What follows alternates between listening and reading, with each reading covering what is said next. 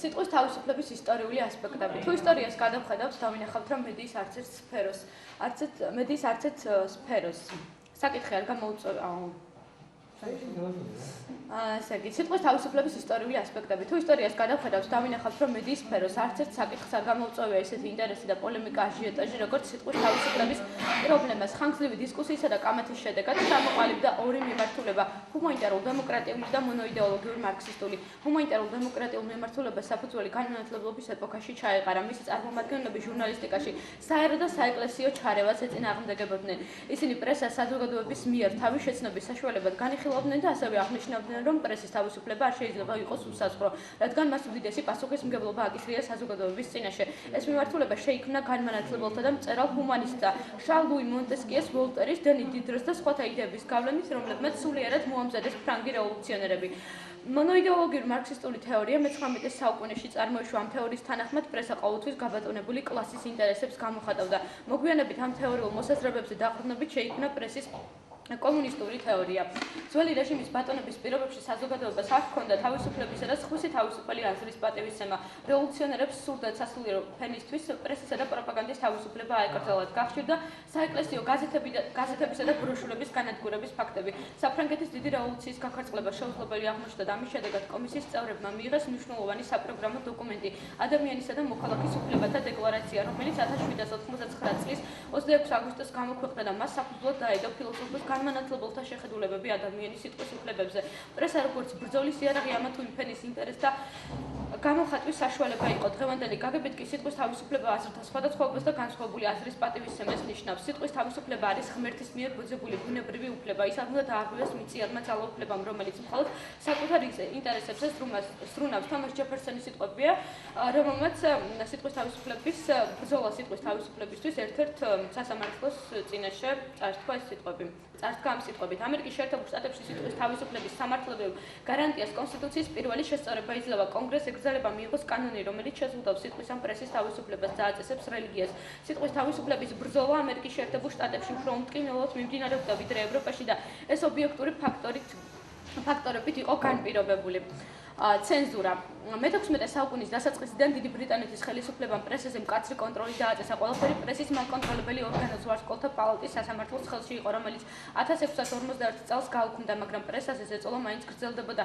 1653 წელს პრესაზე სახელმწიფო კონტროლი ისევ აღდგა. მიუხედავად იმისა, რომ პრესაზე კონტროლის დაწესება არსებობდა, ბრძოლა სიტყვის თავისუფლებისთვის არ შეჩერებულა. საფრანგეთში ოფიციალური ცენზურა 1629 წელს შემოიღეს ლუდოვიკო მე-13-ის ინიციატივით. საბჭოთა ხელისუფლების დამყარების შემდეგ გამოიყოფა ცენზურის რამდენიმე ეტაპი. 1917-1919 წლები კომისრების მმართველობის პერიოდი იყო და სწორედ მათ ჩამოაყალიბეს კომისართა პრესის ინსტიტუტი და დაწესდა ცენზურა წითელ და თეთრ პრესაზე.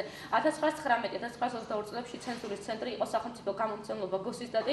ამ პერიოდში ხელისუფლება ცდილობდა მსოფლიო მასშტაბით ცენზურის ცენტრალიზაციას. 1922 წელს საბჭოთა კავშირში შეიქმნა სახელმწიფოს ახალი საცენზურო დაწესებულება მთავლიტი, რომელიც ოფიციალურად 1991 წელს გაუქმდა. საქართველოს როგორც საბჭოთა კავშირში შემავალი ერთ-ერთი რესპუბლიკა ასევე განიცდიდა ცენზურის წნეხს. მე-20 საუკუნის 90-იან წლებში საბჭოთა კავშირის ნგრევის შედეგად ვითარება შეიცვალა და ცენზურა ოფიციალურად გაუქმდა. პრესის 4 თეორია: მედია როგორც ცოცხალი ორგანიზმი და ქვეყნის საზოგადოებრივი პოლიტიკური ცხოვრების განუყოფელი ნაწილი, სარკისებურად ირეკლავს არა მარტო მიმდინარე მოვლენებსა და ფაქტებს, არამედ ქვეყნის განვითარების ტენდენციებსა და მიმართულებებს. ამ ფაქტორების გათვალისწინებით მე-20 საუკუნის 50-იან წლებში ამერიკელმა მკვლევარებმა ჩამოაყალიბეს პრესის 4 თეორია: ავტორიტარული, ლიბერტარიანული, სოციალური პასუხისმგებლობისა და კომუნისტური. 4-ვე თეორია ითვალისწინებს ისტორიულ კონტექსტსა და გამოცდილებას, რომელიც სიტყვის თავისუფლებისთვის და ცენზურის წინააღმდეგ ბრძოლის შედეგად დაგროვდა. ავტორიტარული თეორიის თანახმად პრესის მთავარი ფუნქცია სახელმწიფო პოლიტიკის მხარდაჭერა და ხელისუფლების სამსახურში დგომა.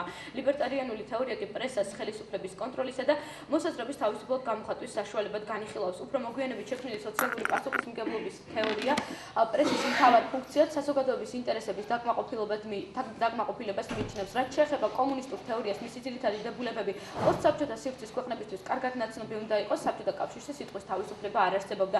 უნდა აღვნიშნოთ, რომ დღეს ლიბერტარიანული და სოციალური პასუხისმგებლობის თეორიები აქტუალური და მოქმედია.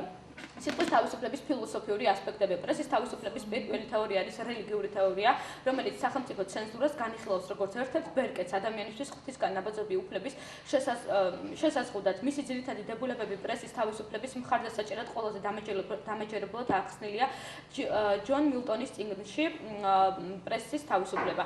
პრესის თავისუფლების მეორე თეორია არის ადამიანის ბუნებრივი უფლებების თეორია. პრესის თავისუფლების იდეა, როგორც ადამიანის ბუნებრივი უფლებების თეორია, ადამიანებს როგორც გონიერ არსებებს ღვთისგან აქვთ ბოზებული აზრთა სისწორისა და მცდარობის გარჩევის უნარი. ყველა ადამიანის უფლებაა რელიგიის საკითხებზე საკუთარი დასკვნები გააკეთოს პრესის ნებისმიერი ხერხითა და მეთოდით. შეზღუდვა კი არაქრისტიანულია და ადამიანის ბუნებრივ უფლებებს ეწინააღმდეგება. პრესის თავისუფლების მესამე თეორია არის უტილიტარული თეორია. უტილიტარული თეორია ხელისუფლების მიერ დაწესებულ ცენზურას მიიჩნევს დესპოტიზმის ხელშემწყობ ერთ-ერთ ფაქტორად და ხალხისთვის ბედნიერების წართმევის საუკეთესო საშუალებად.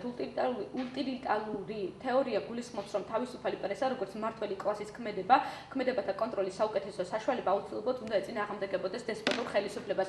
ის თვალყურს ადევნებს მმართველთა ქცევას და აიძულებს პატივისცემ ემსახურონ ხალხს. პრესის თავისუფლების მეოთხე თეორია არის დებატების გზით სიმართლის დადგენა.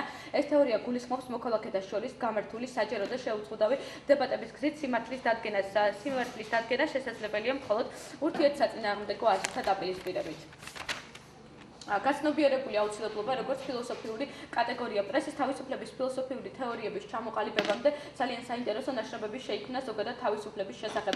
მე-18 საუკუნის ჰოლანდიელი ფილოსოფოსი ბენედიქტ სპინოზა მის ძირითად ნაშრომში ეთიკაის თავისუფლებას, ალადობას, იძულებას უპირისპირებს და არა აუცილებლობას, რადგან სიცოცხლისა და სიყვარულის სულფილი არ არის იძულებითი, მაგრამ ამის აუცილებლობა ყოველთვის არსებობს. ადამიანი გარემოს გაცნობიერების საფუძველზე მოიპოვებს თავისუფლებას. გერმანელი ფილოსოფოსი ჯორჯ ფრედრიხ ვილჰელმ ჰეგელის აზრით ადამიანი თავისუფალი არსებაა. იგი იმდენად არის სამართლის საგანი, რამდენადაც თავისუფალია.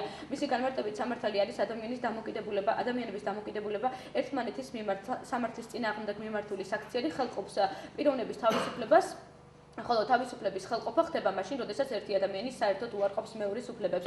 მედიის თავისუფლება გაცნობიერებული აუცილებლობის პირობებში. გაცნობიერებული აუცილებლობის პირობებში მედიის ფუნქციონირება გულისხმობს ჟურნალისტის მიერ თავისუფლების ნებით შეზღუდვას შინაგანი ფაქტორის მეს მიერ. როდესაც გარემო აუცილებლობას, ანუ გარეგან ფაქტორს აღიქვამს არა იძულება და ძალდატანებად, არამედ გარდაუვალ აუცილებლობად მოვალეობიდან გამომდინარე. სწორედ ამიტომ საზოგადოებრივი ზედამხედველისა და ქვეყანაში მეოთხე ხელისუფლების ფუნქციის შესრულებას შეძლებს მხოლოდ ის მედია, რომელიც ფუნქციონირებს გაცნობიერებული აუცილებლობის პირობებში, გამოირჩევა მაღალ პროფესიული სტანდარტებით და სამართლებრივ ეთიკური ნორმების ღრმა ცოდნით. ერთი რამ კი უდავოა მედიის აბსოლუტური თავისუფლება მიუღწეველია ისევე როგორც მიუღწეველია აბსოლუტური თავისუფლება, რადგან მას ეთიკური და ზნეობრივი კატეგორიები ზღუდავს. სიტყვის თავისუფლების ეკონომიკური ასპექტები. სიტყვის თავისუფლების პრობლემატიკაზე მსჯელობისას მედიის ფუნქციონირებაზე ეკონომიკის ზეგავლენის საკითხს განსაკუთრებული მნიშვნელობა ენიჭება. ბოლო დროს გავრცელებული შეხედულებების თანახმად მედია მომგებიანი ბიზნესია და სიტყვის თავისუფლების ერთ-ერთი მაჩვენებელი. სწორედ ისაა, რამდენად შემოსავლიანია მედია საშუალება, მაგრამ ეს შეიძლება იყოს მხოლოდ ეკონომიკური თავისუფლება. როდესაც მედია საშუალებას დამოუკიდებლად არსებობა შეუძლია საპირისპირო ობიექტური მოსაზრების თანახმად, მთავარია ჟურნალისტის იდეური და შემოქმედებითი თავისუფლება, რადგან სიტყვის თავისუფლება არ გულისხმობს მხოლოდ მედიის ფინანსურ დამოუკიდებლობას. სიტყვის თავისუფლება ეკონომიკური კრიზისის პირობებში იზღუდება, როდესაც მედიამ მსხვერპლი ფინანსური დაჯგუფების გავლენას განიცდის და მათი ინტერესების გამომხატველი ხდება. დამფინანსებელი განსაზღვრავს გამოცემის ტონსა და მიმართულებას. სამაუწყებლო სფეროში რეკლამით მიღებული შემოსავალი საქართველოში სამართლებრივად რეგულირდება და შესაბამისი შეზღუდვებისაა დაწესებული. სამაუწყებლო კომპანიების მიერ ამ წესების დაცვაზე კონტროლი საქართველოს კომუნიკაციების ეროვნულ კომისიას ევალება. შეზღუდვები ეხება ასევე პროგრამების გარკვეულ კატეგორიას, თამბაქოსა და ალკოჰოლის რეკლამას, ასევე ტელეშოპინგს. დემოკრატიულ სახელმწიფოში კი სადაც ხელისუფლება ხალხის მიერ არჩეული და დაქირავებული მსახურია ბუნებრივია, მედიასაც მეტი შესაძლებლობა აქვს თავისი მთავარი ამოცანის, მოქალაქეებისა და საზოგადოების მსახურების განსახორციელებლად.